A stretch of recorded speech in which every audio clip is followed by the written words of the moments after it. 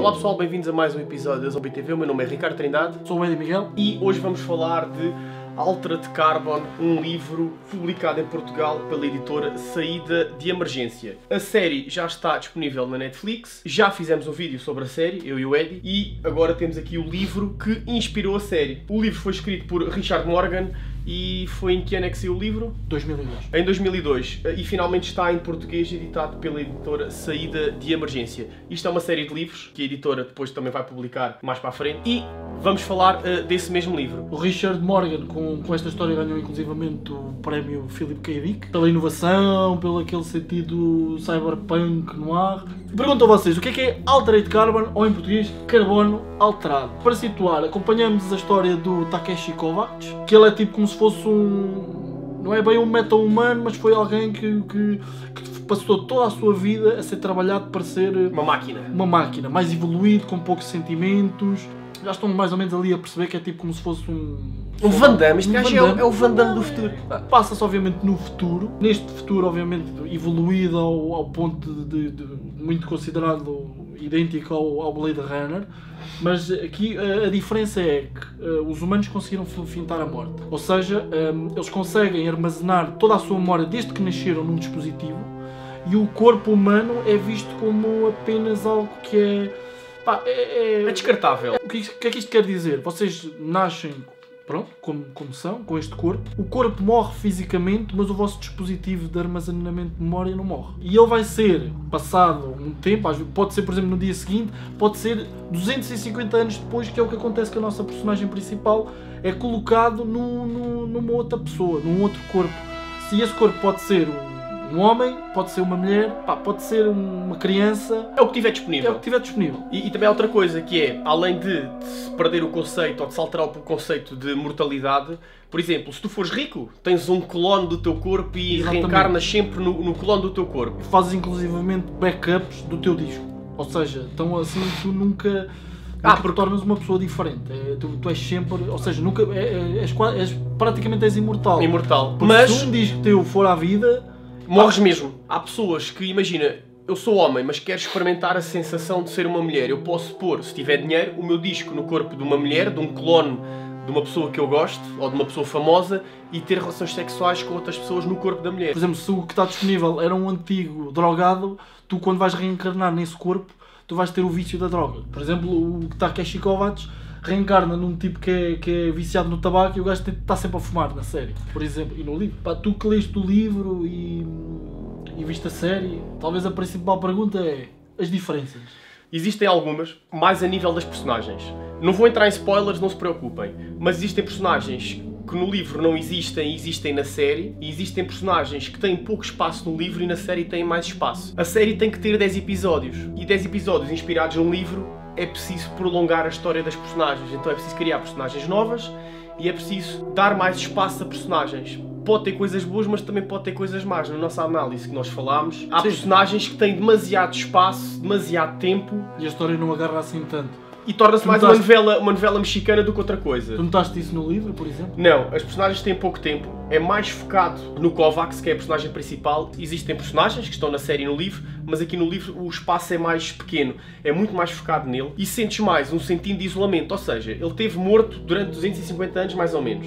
Ele acorda num futuro que não é o dele, onde ele não conhece ninguém, e o livro transmite mais esse sentido de isolamento, mais o sentido de filme noir. Qualquer filme noir foca-se sempre mais no detetive. Sim, naquela solidão que o gajo sente, naquele parece que está num mundo que não é... Que não tem amigos, verdade, não sabe bem em quem há de confiar. Ok, tem alguns contactos, algumas pessoas que o ajudam, mas ele nunca sabe muito bem em quem confiar. Pois a série não transmite. Não, a série não transmite isso. Tu para aí no segundo episódio ou terceiro, já tens amigos, já tens... Pois parece que já anda ali tipo... Exatamente. Por exemplo, se fizessem um filme de Altered Carbon, eu acho que ia ser muito mais focado na personagem principal, porque não havia espaço para dar às outras personagens. E eu até acho que o autor, quando escreveu isto, foi a pensar num filme, para ser sincero. É muito mais parecido o livro com o género Blade Runner, tanto como o primeiro como o segundo, 2049, que é só focado naquela personagem. A série não faz isso. Outra coisa que o livro também faz muito bem é a descrição da cidade. Ele perde tempo, e ainda bem, a descrever o cenário. Quem leu Tolkien ou quem leu R.R. Martin Game of Thrones, percebe aquilo que eu estou a dizer. Ele perde muito tempo, perde entre aspas, a explicar a atmosfera toda, coisa que na série mostram, tu estás a ver, mas repetem muito os cenários. Por questões de orçamento. Aqui tu tens mesmo pormenores e percebes como é que funciona aquela sociedade, o que te emerge mais dentro daquele mundo. Mas também tem coisas negativas. Uma delas, opinião pessoal, é a descrição das cenas de sexo. Se calhar, como vi a série primeiro... Pois, mais visual, não é? É muito mais erótico e muito mais sensual as cenas de sexo. Aqui é tudo muito mais mecanizado. Ele não perde muito tempo a descrever as cenas e é feito de forma mais fria. Mas se calhar também depende dos gostos e também estou a ser influenciado porque a série, eu vi primeiro a série e depois é que li o livro. Sei lá, por exemplo, nas cenas de ação. Nas cenas de ação, o livro perde mais tempo a explicar as cenas, entusiasma-te muito mais e são muito mais viscerais as cenas de ação no livro do que na série. Por exemplo, ele perde mesmo muito tempo a explicar as coisas e tu emocionas-te com as coisas. Por exemplo, outra alteração do livro para a série, que se calhar é a maior, é o hotel. Na série, o hotel é inspirada em Edgar Allan Poe. No livro, o hotel é inspirado em Jimi Hendrix, ou seja, é uma coisa muito mais psicadélica. E outra coisa que não é spoiler é que no livro ele não tem uma irmã e na série ele tem uma irmã. Portanto, a história, para quem já viu a série, é totalmente diferente. Fizeram um bom trabalho porque tu podes ver a série e ler o livro e são quase duas histórias diferentes.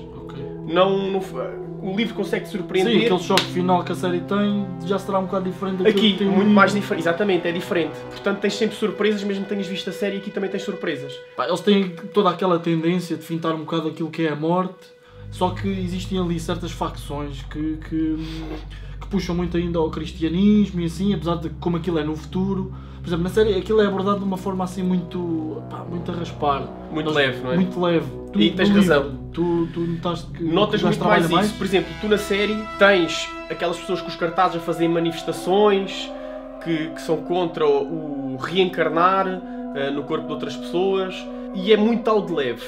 E tens pessoas que são os cristãos que são contra isso. Aqui é muito mais pesado. O cristianismo no futuro é visto como uma seita e uma pessoa que é cristã não é muito bem vista, porque estás a ir contra aquilo que a sociedade defende, que é seres imortal, poder ressuscitar no corpo de outra pessoa, só que és imortal se tiveres dinheiro para isso. Claro. O livro, apesar de ser sobre Takeshi Kovacs, a personagem principal eu acho que é o universo. É muito, muito forte e são conceitos bem definidos.